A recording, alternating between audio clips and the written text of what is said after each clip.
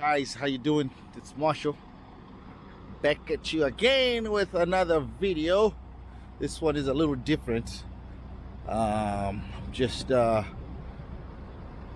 to be having a lot of content to share with due to this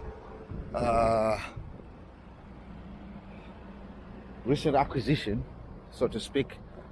Little fleet of trucks that I got. A little background. Those who will pay attention to the transportation industry, this company, Yellow, YRC Freight, Yellow, they filed for bankruptcy last year. And when they did, they just abruptly closed, and everything just went to rest. The company had been in business for like 100 years, and they shut down due to them not, getting along with the unions, whatever. Long story. But when this company was a big company, they had a lot of equipment, they've been in business for like 100 years. They went out of business, and then all the equipment and assets, they went on auction. And some of the guys that I talked to on the other platforms, I was always highlighting, like, guys, this equipment is gonna be flooding the market. Let me turn these trucks off, they're making too much noise. This equipment is gonna be hitting the market, it's gonna flood the market, and when basic economics, that when market floods, supply, demand, and price comes in. Price elasticity is a factor. The price goes down because we have too much supply, not a lot of demand. Okay, that's a little better. Too much supply, not a lot of demand, and your price goes down, which is what happened in this case. These trucks were flooded the market. There's a lot of them being sold at the same time at the same auction. The buyers, there was just not enough buyers for the trucks, so the prices plummeted. And then that's when I took the opportunity and scooped in and acquired 9 of them. So there's 3 on this row, 3 on this row, and 3 on this row. When I bid these trucks, I was in Denver, and these trucks were located in Houston. They were all labeled as inoperable, so I took a big chance. As them being labeled as inoperable, I took a big chance and leap of faith, jumped in and got all these 9 for a very, very low price each unit. When I got here, I drove all the way from Denver to Houston, did not know what I was going to see, what I was going to be up against.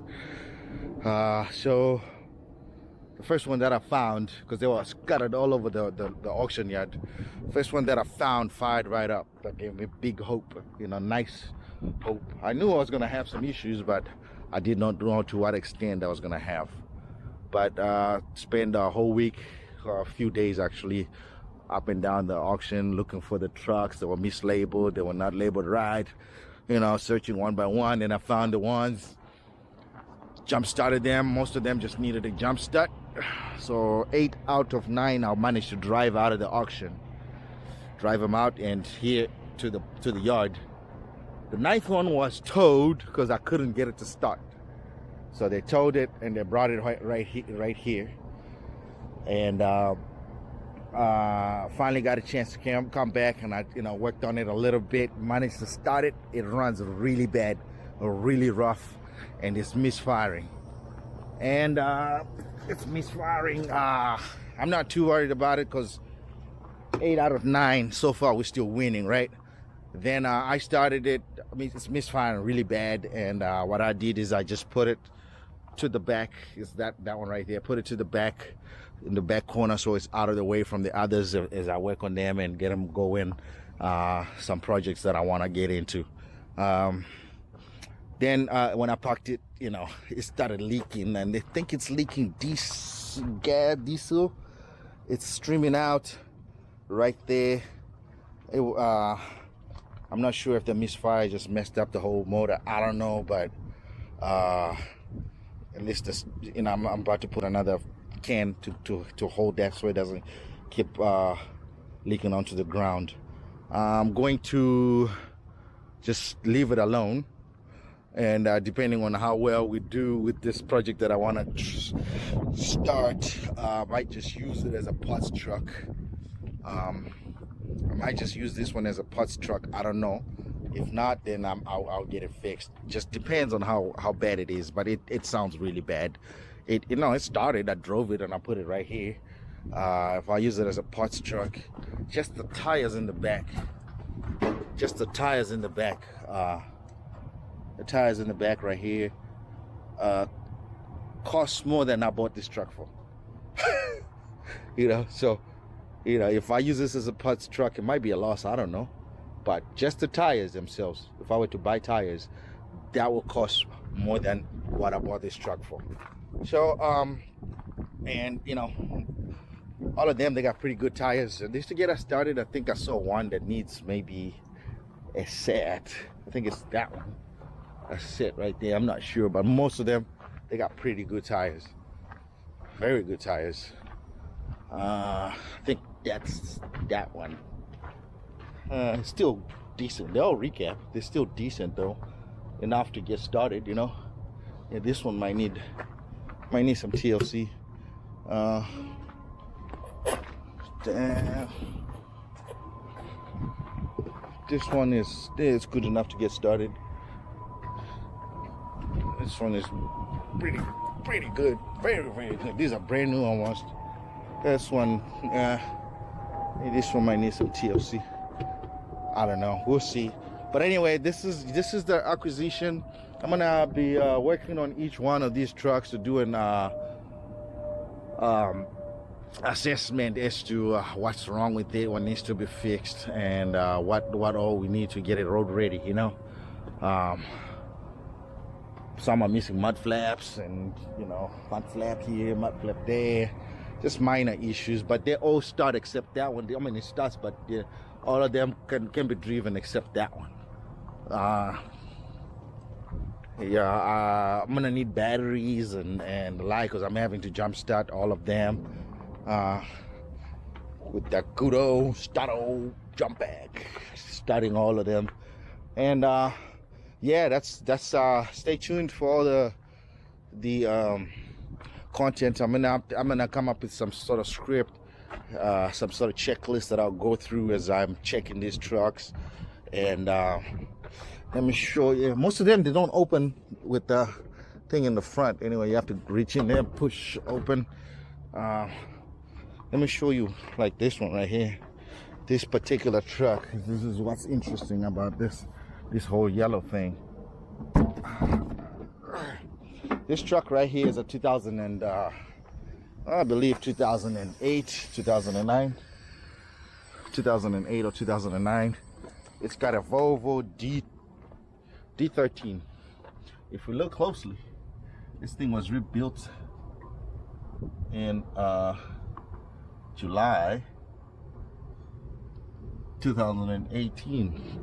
The thing looks clean. It looks clean. I mean, I'm gonna go through them, then I'll fix little things like this, you know, and make a count of what I see, like what's been rebuilt and what, you know, start my own records, see what needs tires. All the front tires are Michelin, Goodyear or Michelin, you know, fresh. The front tires, I mean, I am doing real well. Front tires, we're doing real well. We got some meat in the front tires. So yeah, this is what I'm working on now. I'll document the journey, figuring out if this was a good purchase or this was a bust.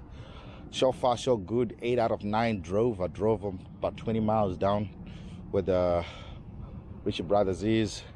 Some of them have full tanks of fuel. Between the full tanks of fuel and the tires, I think I'm doing fantastic as far as this purchase being a good purchase or not. Whether they are actually going to last us on the road, for what I'm trying to do, I think we're fine. I mean, these will get us started. They're not exactly the best looking trucks, but I'll do a little thing here and there to make them look better. Take off that those big old wind fairings on top. Make them look like, you know, shorties like that, you know. Make them shorties like that, and they'll look a little better. But you know, they're ugly little ducklings. We'll see how they work out, you know, get us started. If they get us started, that would be great. I had this one right here, this Freightliner. Yeah, I bought it and just did a couple loads, and the motor went bust. That really sucked, you know. But you know, I have it. I'll put a motor on it, Series 60, get it going. Then, you know, that's not mine. I don't know whose this is. They just put it between us. So yeah, guys, that's what I'm working on, and hope I can start making some content to really you know, just each one what I'll be working on them to make them road ready, get stuff like this you know, situated. Yeah, I'll have a lot of content because there's a lot to do. But anyway, thanks for watching. Please share, like, and subscribe. I hope you join me on the journey as I make a lot of content on these Volvos. These are VNLs that range from 2007 to 2009. They got D12s and D13s. I'll tell you, that one's got a D12, that one's got a D12, that one I'm not sure, that's a D12. This is a D12. This is that's a D13, that's a D13, that's a D13, that's a D13, that's a D13. So these three are D13s, the front ones. This is a D13, this is a D12, and that one is a D12. So 1, 2, 3, 4,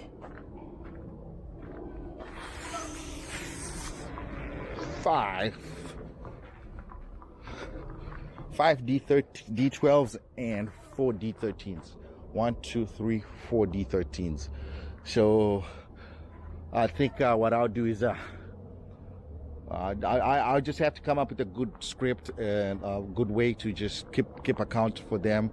I'll just make marks which ones have issues, like mechanical issues. I'll line them up on the far end. Then which ones don't have any issues at all, I'll line them up on this inside end. Then whatever needs to be worked on, I'll put them in the middle. So we'll start in the middle, then work our way out there. I think the ones with mechanical issues, that one way in the corner with the leaking, the one with the knock, I think it's an injector, I'm not sure. Then it was smoking and knocking, and it sounded misfiring pretty bad. Then I think that one has some DPF issues. Might need to take the DPF, get it cleaned, and put it back in. This one right here has a little issue with the turbo. One of the clamps is off, and then one of them maybe needs an alternator. So anyway, thanks for watching. Please share, like, and subscribe, and I will talk to you, and I'll get with you this week as I work on these, and we'll see how it goes. Thanks.